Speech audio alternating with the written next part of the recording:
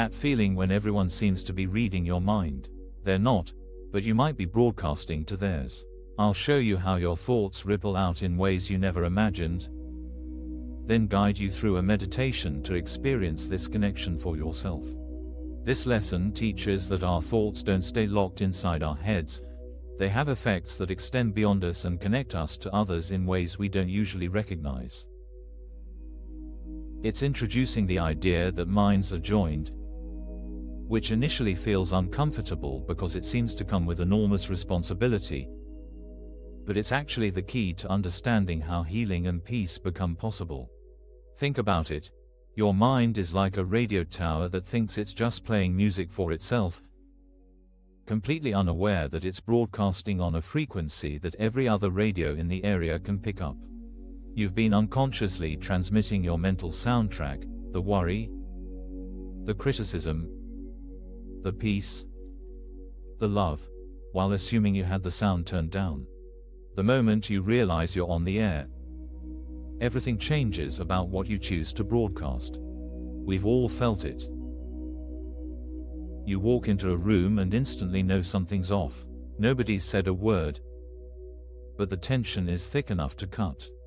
Or maybe you're sitting next to someone who seems perfectly pleasant, but you can't shake this feeling of unease. We tell ourselves we're picking up on micro-expressions or body language, and sure, maybe some of that's true. But what if there's something else happening? What if we're all walking around with our mental radios on, broadcasting every judgment, every fear, every flash of irritation, and picking up everyone else's stations too?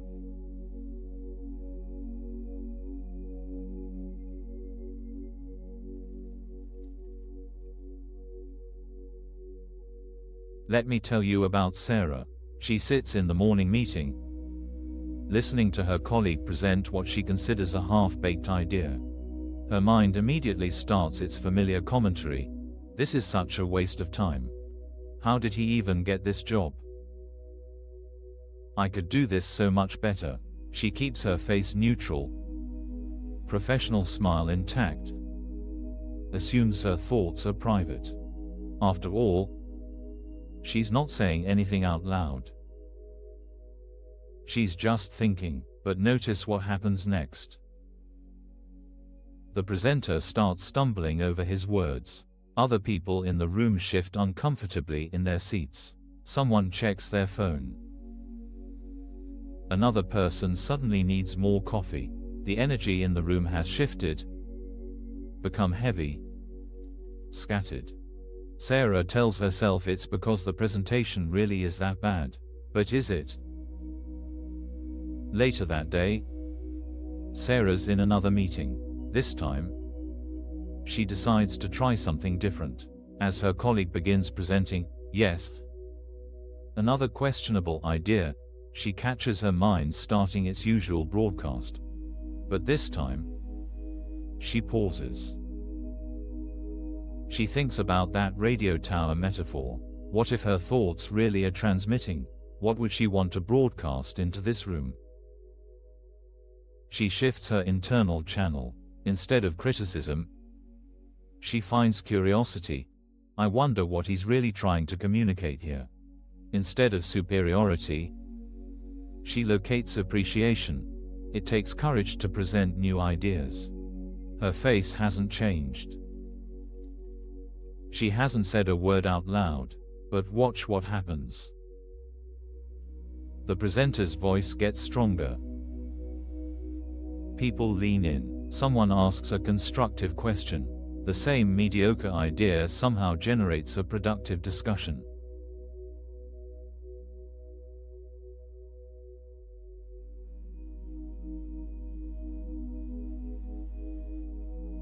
Now, I'm not saying there's some mystical thought reading happening here, but we all know this experience.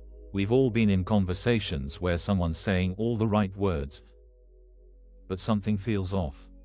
Their mouth says, "That's wonderful," but you leave feeling criticized.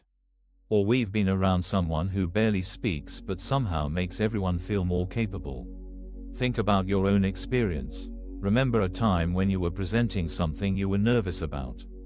Could you feel when someone in the room was skeptical, even if they never said a word? Or when someone genuinely believed in you, even before they spoke up? We're incredibly sensitive to these undercurrents, these unspoken transmissions. Here's where it gets uncomfortable. If we can feel other people's unspoken thoughts, what are they feeling from us? All those times we sat in judgment while keeping our face neutral. All those moments we smiled while internally rolling our eyes. All those conversations where we pretended to listen while mentally composing our grocery list. What if none of that was as private as we thought? The radio tower has been broadcasting this whole time. Every petty judgment about your partner's driving. Every flash of resentment about your workload. Every moment of genuine appreciation you felt but didn't express. Every surge of love you held back. All of it transmitting on frequencies you didn't know existed.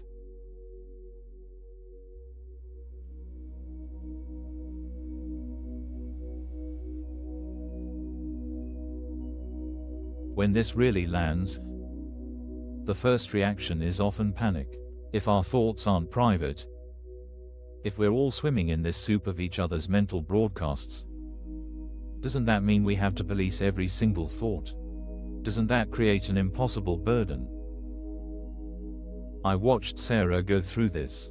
After her meeting room experiments, she became hypervigilant about her thoughts. She'd catch herself thinking something critical and immediately feel guilty. She'd try to force positive thoughts, like slapping a happy face sticker over static. It was exhausting. She told me, "If my thoughts really affect everyone, I can never think a negative thought again. How is that even possible?" But here's what Sarah discovered, and what changes everything. It's not about never having a critical thought. It's about recognizing you have a choice about which station you tune into and amplify. That inner critic, it's going to pipe up, that's what it does.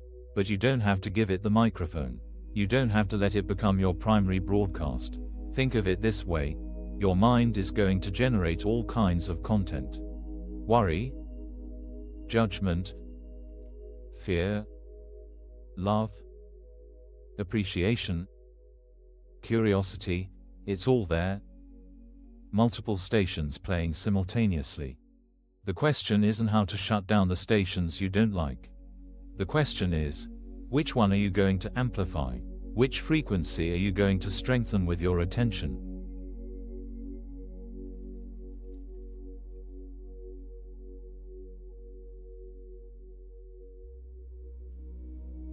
This is where the real shift happens. When you truly grasp that your thoughts aren't private broadcasts happening in isolation, something profound changes. You begin to choose your thoughts more carefully, not from guilt or fear of being caught, but from a deep recognition that what heals your mind contributes to healing the world. Sarah tells me that now, when she catches her mind broadcasting criticism, she doesn't fight it. She just notices, oh, there's the judgment station playing again. Then she asks herself, what would I want to receive if I were in their position? Not in a fake, forced way, but genuinely, what frequency would feel supportive? Sometimes it's compassion. They're doing their best with what they know. Sometimes it's curiosity. I wonder what I'm not seeing here. Sometimes it's simply neutral presence. I don't have to have an opinion about this. The critical thoughts might still arise, but she's not amplifying them anymore. She's choosing a different broadcast. And here's the beautiful part. It's not just about others. The frequency you broadcast is the frequency you live in. When Sarah's inner radio was stuck on the criticism station, she was soaking in that energy all day. No wonder she went home exhausted, irritable, dissatisfied. When she started choosing different frequencies, curiosity, appreciation, simple presence, her entire internal environment changed.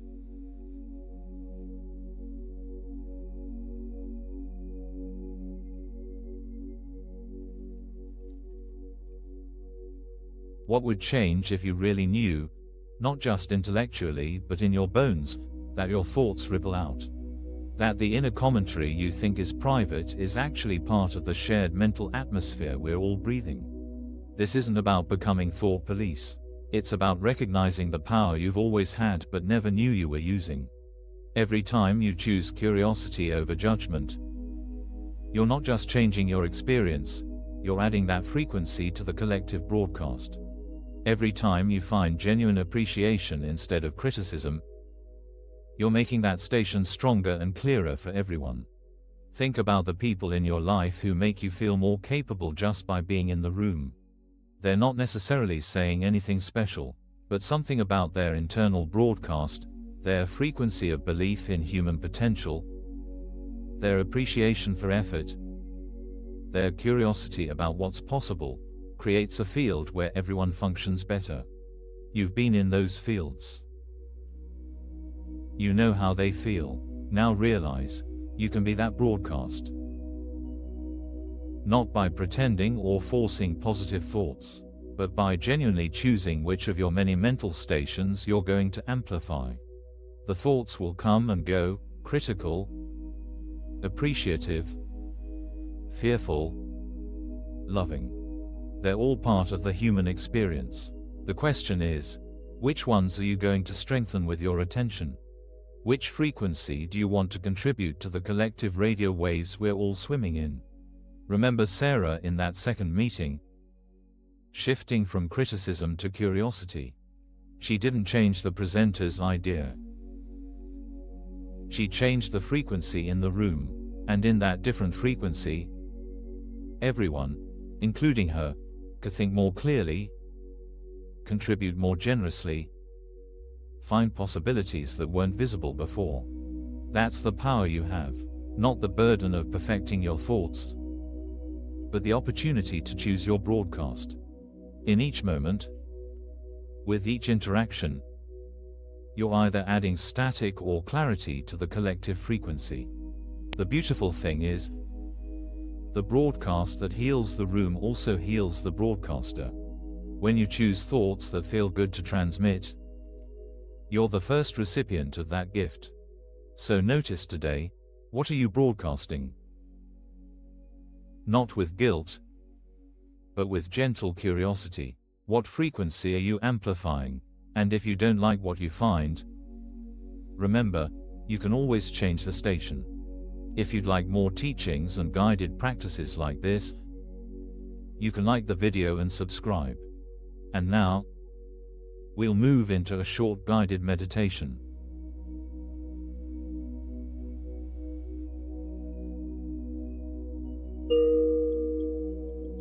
Let yourself settle into a comfortable position. Feel your body finding its place naturally, without effort. Take a breath that feels good to take. And another, not trying to breathe in any special way. Just letting breath happen. Notice your thoughts right now. Whatever's there, no need to change them or judge them. Just notice. Imagine for a moment that your thoughts are like a radio broadcast. Not good or bad. Just transmitting, like radio waves moving through space. What frequency are you broadcasting right now? Again, not judging, just noticing. Is it worry? Peace? Planning?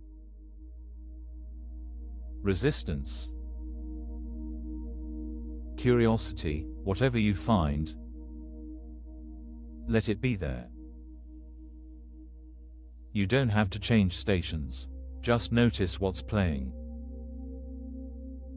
Now bring to mind someone you'll interact with today. Don't strain to picture them. Just let them gently arise in awareness. What would you like to broadcast when you're with them? Not what you should broadcast. What would genuinely feel good to transmit? Maybe it's simple presence. Maybe appreciation. Maybe just calm neutrality. Find what feels true for you. Feel that frequency in your body. Where does appreciation live in you? Where does presence rest? Let yourself tune into that station.